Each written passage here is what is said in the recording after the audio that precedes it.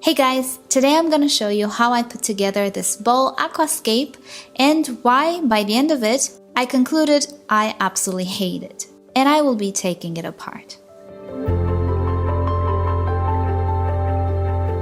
So let's start with the bowl. This is a typical pet shop bowl that is about 10 to 13 liters, not entirely sure. And as a light source, I just have a disc lamp. To be absolutely clear, I do not believe any fish belongs in a bowl. That is just what I believe. My plan was to just add a few snails and shrimps. At the bottom, I'm gonna add some Eheim Substrat Pro. This is not aquarium substrate, it is a filter medium. But because I want to be economical with soil, and because this bowl will not have a filter, I want to offer more biological filtration media for the bacteria to settle in. It's a great way to save on soil and also raise the back of the scape. Next up, I am using dragonstone. This is a beautiful stone that doesn't alter the water parameters. I'm gonna use tap water, so I don't want anything hardening my water even more.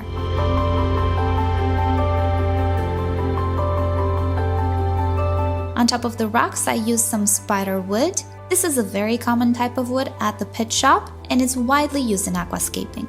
One thing you should know about it is that it floats, and it takes a couple of weeks or more to soak in that water and stop floating, so it's a good idea to glue it to rocks. In the back, I am using Tropica Soil. This will offer nutrition for my plants and also condition the water slightly to be a little bit more acidic. In the front, I'm going with some decorative soil. It has no purpose and it's not really useful at all, but it looks nice. And I wanted to create a sort of an islandscape. Sand can introduce silicates in the water, and you might have some brown algae issues at the beginning, but they will go away. It's absolutely normal.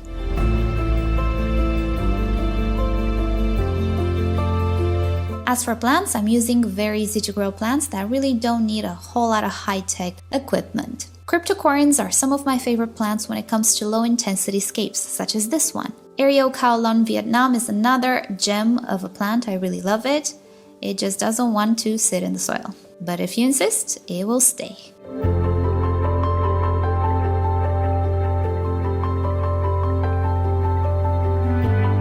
Ludwigia palustris Super Red is a very nice addition to any scape without CO2 or very bright light, as it will stay red or redder than many other plants. Lysimachia nummularia is one of my favorite plants for the past 20 years or so. I don't know why people don't really use it. I find it exquisite. Pogostemon helferi, another jewel, but this one is very popular and a lot of people use it, for a good reason. It's a great plant to use in low-tech and high-tech aquascapes. And of course, Anubias plants, which I stick to the decorations since they're epiphytic. They are great for low light and no CO2 setups. And since I was planning to introduce shrimps, I'm adding some java moss as well, which is again a fairly easy to grow plant. Time to fill up the bowl, and as I was saying, I'm using only tap water. I was planning to introduce neocaridina shrimps, and they do not require soft water. They actually thrive in higher pH with harder water. Cherry on top, some Salvinia floating plants, which will do great since there is absolutely no flow. I find Salvinia really hates filters or high flow generally.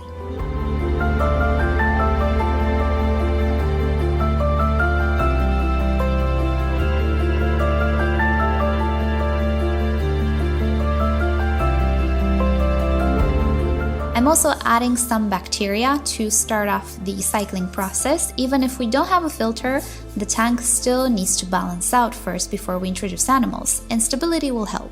And here is the bowl. Maybe you can start to see why I hate it. Maybe you don't.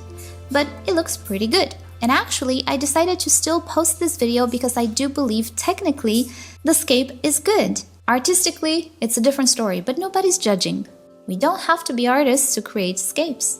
So if you do like what you see, this is how I would go about it. Following the setup, I did 50% water changes every day, as I always do when I use aquarium soils. Even if the Tropica soil does not leach a lot of nutrients, it's still beneficial to do these water changes just to limit algae.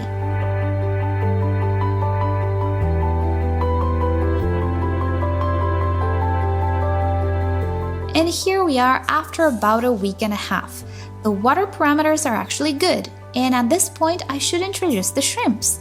But I actually decided not to, because you see, I hate what I'm seeing. Just because of the shape of this bowl, and just because it kinda distorts everything inside it. It has nothing to do with the tiny little algae that formed, and if I would add shrimp, they will definitely take care of it. But it has to do with how distorted everything looks. I barely can see inside, and it has nothing to do with reflections. Experimenting with no filter setups is kind of fun, and I intend to try it again in the future, but I will definitely not use a rounded container anymore. Just look how distorted everything looks inside, and I bet you if I put animals, when they will move, they will have very weird shapes to my eye. Mind you, this is just my personal opinion. It doesn't really mean anything other than the fact that I really don't like what I see. And no matter how trendy or how popular something is at the moment, what's most important is for you to like what you created. It doesn't have to be particularly artistic, you just have to like it. So if you don't like bowls, just don't make aquascape bowls because people do them. And if you like them, go ahead and do them. But honestly, when I see this, I know exactly why I hate the look of that bowl. I'll give it, this looks a lot more put together. It's an older scape as well. But see how everything looks absolutely normal and symmetrical, if I can call it like that? Nothing looks distorted. And even though through water, yes, there is a degree of distortion, and also the thickness of the glass sometimes plays an important role, it definitely does not compare to the look of the bowl. I can clearly see all of the animals, all of the plants and decorations in my tank. They don't seem to change shape or dimension even if I look from the side, you see? And mind you, this is a DIY aquarium. I just paid somebody who does aquariums to do this very nice low cube, as I like to call it. I really like these dimensions for shrimps and maybe even bettas, and this tank is actually more than twice as big, so you have more options when it comes to animals.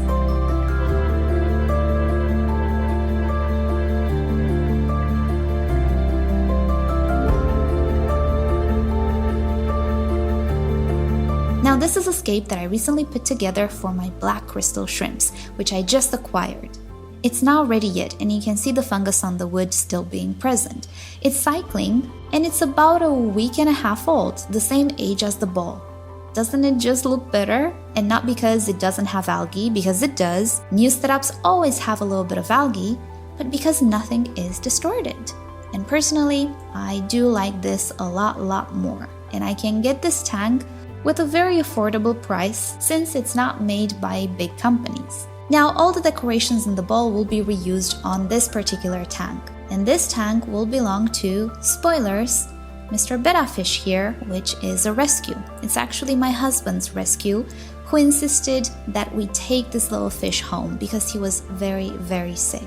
And he asked so nice that I couldn't resist it. We adopted this betta fish, and I will use all of the decorations in this bowl to create Johnny's little home. So what do you guys think? Do you like bowls, or are you also bothered by the distortion of the curved glass? If you like bowls, what exactly do you like about them? And do you have one yourself? Let me know in a comment below. But for now, that's about it. I really wanted to try a bowl because you don't really know something until you see it in front of you. Pictures and videos are one thing, but when you see the actual thing in front of you, you will be able to better tell if that is for you or it isn't. And I can clearly tell you, bowls are not for me. No matter how popular they might be on social media, I just can't. But don't worry, the bowl itself will be used as well. But I have a funny suspicion it will be used without water and with orchids. So stay tuned on my orchid channel for a nice setup with some orchids. So with that said, thank you so much for watching. Hope you've enjoyed today's video. Subscribe for more videos and check out my primary channel, the Orchid channel. It's called Miss Orchid Girl, in case you don't know me from the Orchid channel. Alrighty then, have a nice day. I'll see you next time. Bye!